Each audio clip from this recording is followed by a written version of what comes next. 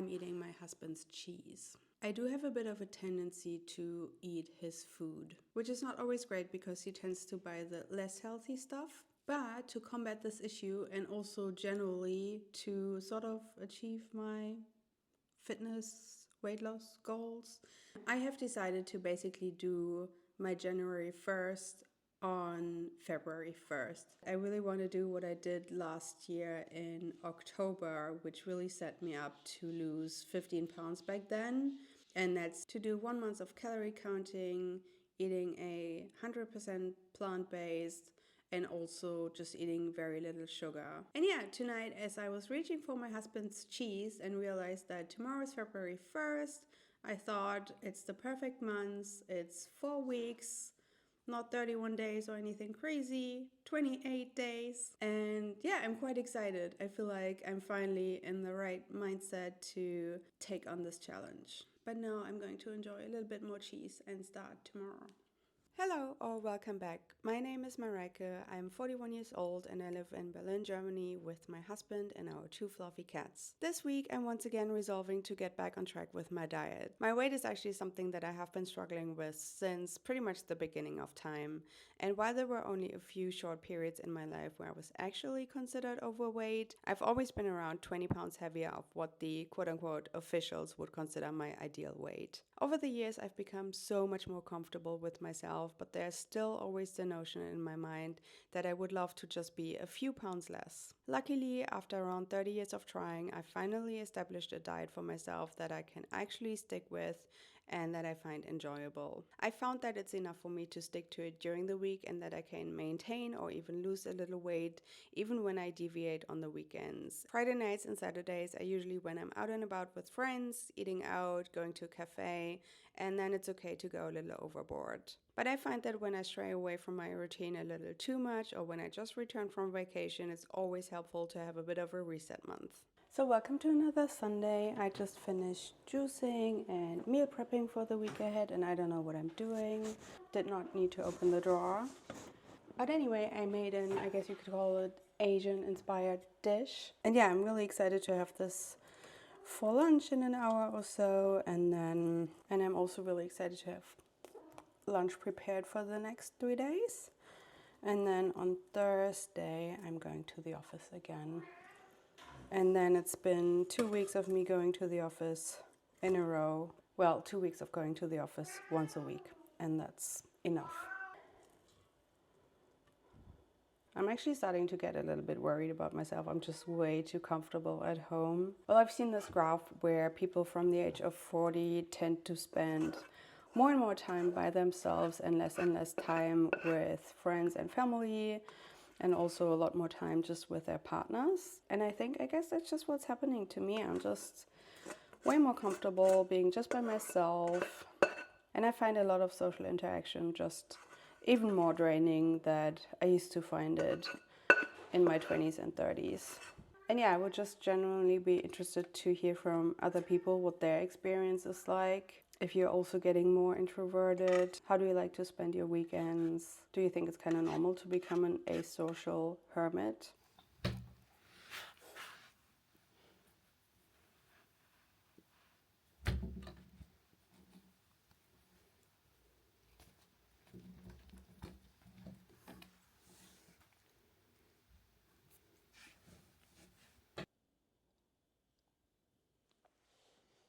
Does anyone else have the tendency to be really tired after lunch?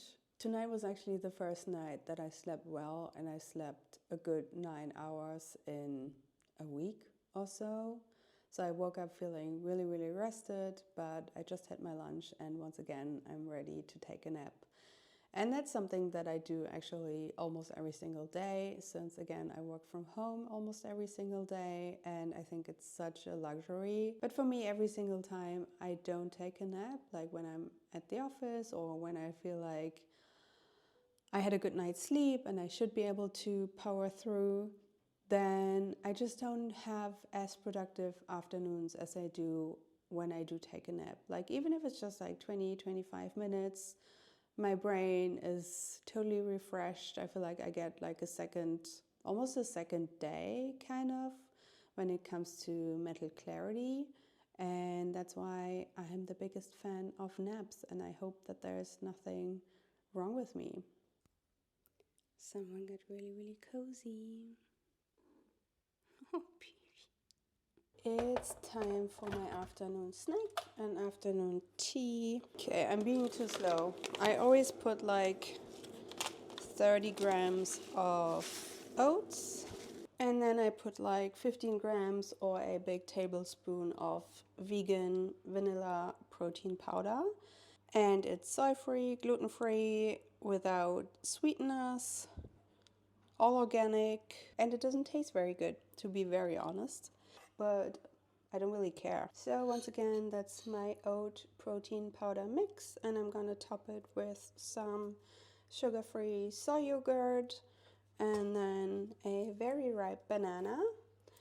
And that's basically my go-to afternoon snack, and it's just the perfect thing to have like 2 or 3 hours before my workout, which is gonna happen tonight. I'm really excited actually. I'm gonna go to Body Attack for the first time in probably 6 weeks.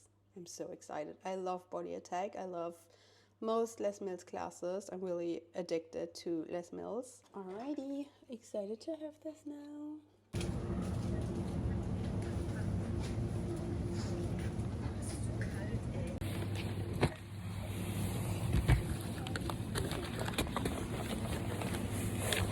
So I just got home from my Body Attack class, went to the grocery store, got a few essentials, parsley for my green juice and also for my salad tonight, cucumber, celery for my green juice, some Swiss chard. I don't know why these always come in plastic. It's a shame.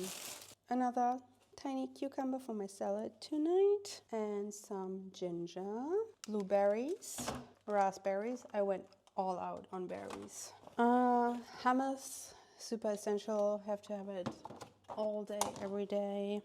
And then one orange. Okay, we still got a little bit of chaos here, but I wanted to put out everything I need for my salad tonight. And yeah, I always put in some garlic, onion, cherry tomatoes, cucumber, and parsley. And tonight I decided to put in some chickpeas instead of white beans.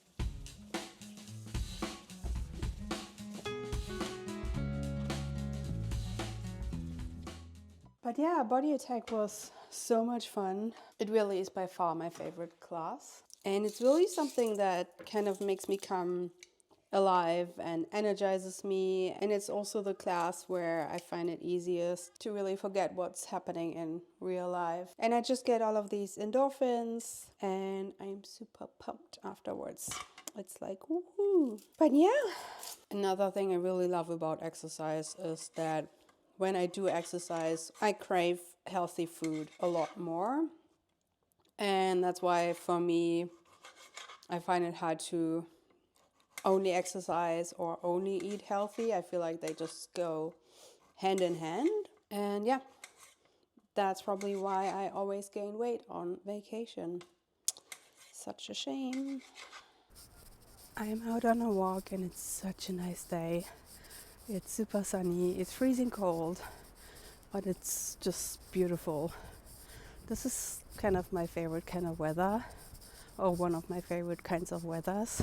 And I gotta say, as much as I love working from home, I feel like sometime during the afternoon I always tend to get a little bit antsy and I need to leave the house if I can.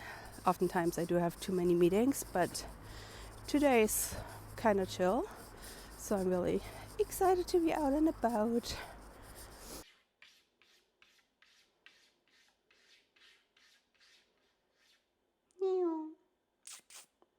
It's Wednesday night and I just got home from dinner with a colleague.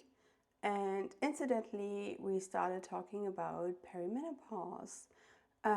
She's around 5 years older than me, I think. And she was talking about how her hormones had been all over the place. Yeah, we ended talking a lot about the misconception that menopause just happens in your early or mid 50s and that's about it. While in reality, it's just a process over many, many years that takes a lot longer. And also she was sharing that her gynecologist really didn't know anything about perimenopause and said that she basically just had to deal with it and that everyone has to go through it and that's about it.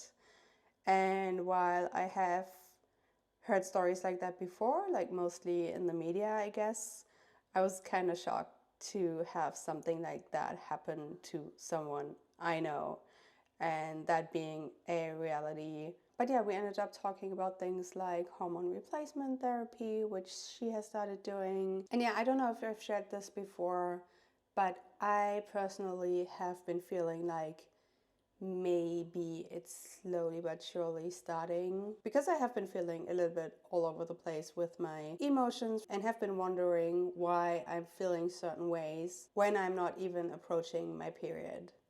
Like I have had PMS like symptoms in the middle of my cycle, and that kind of makes me a little bit nervous. And my colleague has also shared that she actually ended up going to this other doctor who unfortunately is not covered by insurance, but who basically did a whole lot of tests, and she's now on this, like, again, hormone replacement therapy and like supplement therapy, if you can call it that.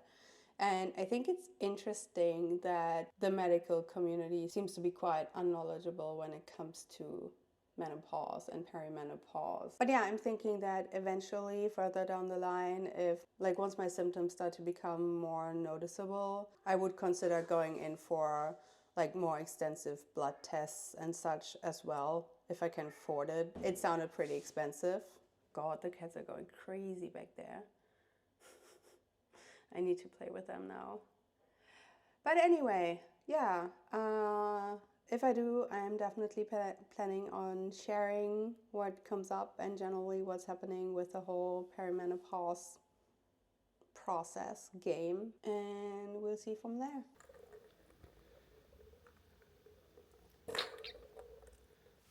I'm almost ready to leave the house.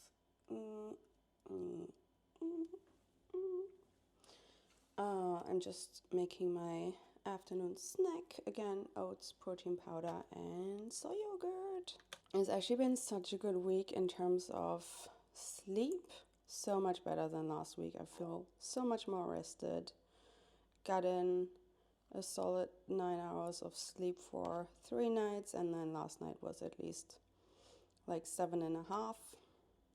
I always think in sleep cycles of 90 minutes. So I either try to get in 9 hours or I try to get in 7.5. And anything below that is not ideal at all. I already fed the cats so that they have enough for this afternoon, and I'll be home by around 7 latest. Let's be honest, I'll be home by around 6. When I go to the office, I don't stay that long because I only do meetings, and then the last one-on-one I have is usually until 5 p.m. and then I'm just ready to go home. So one thing that's always very important to take is first of all like a sort of chocolate bar, and I'm already kind of known at the office for bringing dark chocolate, and yeah, it also helps me kind of get through the day. Again, I'm microdosing on caffeine or theobromine, and that's fine with me. I am incredibly excited about this backpack, which I've had for a few months now. And I used to have a backpack where there was only one big compartment, and I was always struggling to fit everything into the backpack and to just stay organized. And now I don't know why it took me so long. I had this other backpack for like 10 years at least, probably closer to 15. But now I have this new backpack which has like a million compartments, and it has a separate laptop compartment and then the like big compartment, I guess, and a ton of different pockets and things, and I'm just in love. It's crazy. It makes my life so much better, and every time I get to use this backpack, I'm just so happy. And it's from Lululemon. I love Lululemon so much. But yeah, love it. And that's what I use for traveling and also to take to the office. Okay, I'm ready to leave the house. It's actually quite cold out, so it's time for the cozy winter boots, which I love. So yeah, that's me being dressed up for the office. I kind of like to keep it cozy and comfy, but I also work for a company where you're supposed to come as you are, which I absolutely love. And with that, I'm gonna put on my jacket and leave the house.